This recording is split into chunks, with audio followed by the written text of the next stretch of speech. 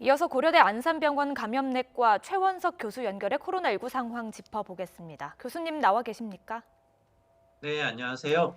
예, 코로나19 신규 확진자가 다시 300명대로 늘어났습니다. 어렵고 힘든 겨울을 보내게 될 것 같은데요. 현재 상황 어떻게 진단하고 계십니까? 네, 사실은 주말 사이 확진 환자 수가 조금 줄어드는 듯한 양상을 보여서 조금 안심하셨던 분이 있을지도 모르겠는데요. 어저께 확진 환자 수가 이제 349명이었어. 다시 증가하는 양상을 보였고요. 예. 오늘도 지금까지의 추이로 보면 환자 증가세는 계속 이어지는 것 같습니다. 사회적 거리두기 단계가 상향되기는 했지만 실제 효과를 발휘하려면 시간도 좀 걸릴 거라고 생각을 하고 있고요. 또 지금 계절적인 요인이나 또 유행의 양상이 지역사회에서 전반적으로 위험도가 높아져 있는 그런 수준으로 보이기 때문에 조절이 되는 데까지는 시간이 꽤 걸리고 쉽지 않은 상황이 될 것 같습니다.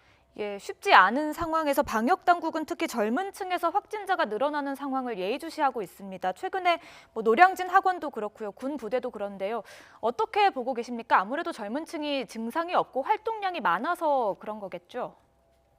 네, 말씀하신 대로 젊은 층이라면 활동량이 많고 상대적으로 증상이 경할 가능성이 있는 그런 연령층이기 때문에 지역사회 내에서 숨은 감염자나 숨은 전파자의 역할을 할 가능성이 있죠. 실제로 지금 20대 확진자가 이제 늘어나고 있는 양상도 보이고 있고요. 전체 우리나라에서 발생했던 환자의 양상을 보더라도요. 전체 감염자의 연령별 분포에서 20대가 절대적인 환자 수에서도 가장 많고 또 인구 10만 명당 발생률에 있어서도 가장 높은 그런 층이거든요. 결국 지역사회, 이 전체적인 유행의 정도를 줄이는 데 있어서는 이 활동량이 많은 이 연령층에 있어서의 거리두기가 어떻게 이루어지느냐 이런 면이 중요한 요인이 될 것 같습니다. 예, 이런 상황에서 수도권에서는 오늘부터 사회적 거리두기 2단계가 시행됐습니다. 어떻게 보십니까? 효과가 있을까요? 아니면 단계를 더 높여야 될 필요는 없을까요? 아직은 결과를 좀 더 지켜봐야 할 겁니다. 아니 이제 적용되기 시작한 지 하루밖에 되지는 않았으니까요. 예. 다만 이제 실제 2 단계에서 직접 적용되는 조치 그런 것들이 인제 실제적인 의미를 갖는 것들도 있겠죠.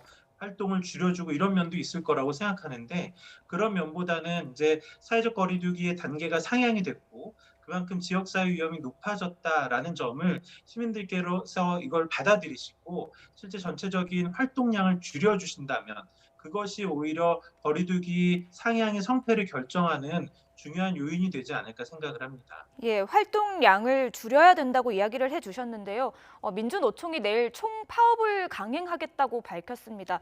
현재 거리두기 단계에서 어떤 방식으로 하겠다는 것인지 그리고 민주노총 측에서는 방역 지침을 준수하겠다고 밝히기는 했는데요. 그래도 좀 우려되는 부분이죠.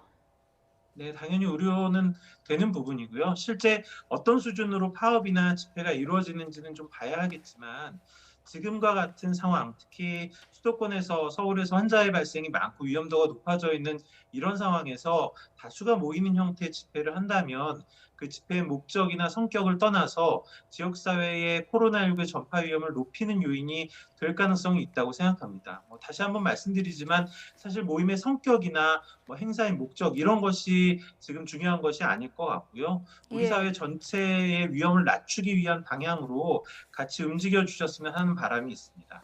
예. 확진자가 늘어나면서 중환자 또한 늘어나고 있습니다.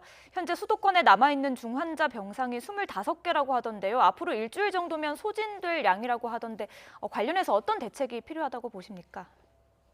네, 실제 중환자 병상은 늘리는 것이 굉장히 어렵습니다.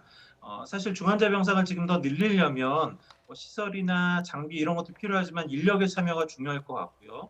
인력은 금방 확보가 되는 것이 아니기 때문에 민간 의료기관에서 참여하는 것이 중요한 부분이 될 텐데 사실 코로나19 이외에 다른 환자분들, 중환자실 이용이나 진료를 필요하는 분들도 많이 있고 그런 분들의 상당수를 민간 의료기관이 담당하고 있거든요.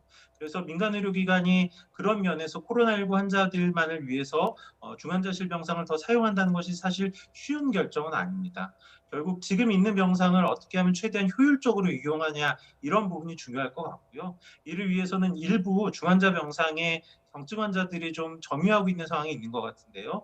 중환자 병상을 더 이상 이용하지 않아도 되는 단계의 환자분들이라면 그 아래 단계의 병상이나 시설로 이송이 조금 더 원활하게 이루어지는 것이 필요할 것 같습니다. 다만 예. 이러한 조치를 한다고 하더라도 현재 가지고 있는 중환자 병상이 극단적으로 늘어나는 것은 아니거든요. 결국 우리가 최대한 환자 발생, 특히 중환자로 진행할 수 있는 고위험군에서의 환자 발생을 줄여가는 것이 중환자의 위험이나 또는 중환자분들이 적절한 치료를 받지 못해서 피해받는 상황을 줄일 수 있는 방안이 될 거라고 생각합니다. 예, 환자 발생을 줄이는 것이 근본적인 대책이다. 그러려면 활동량을 줄일 것이 중요해 보입니다. 여기까지 듣겠습니다. 최연석 교수였습니다. 교수님 잘 들었습니다. 네, 감사합니다.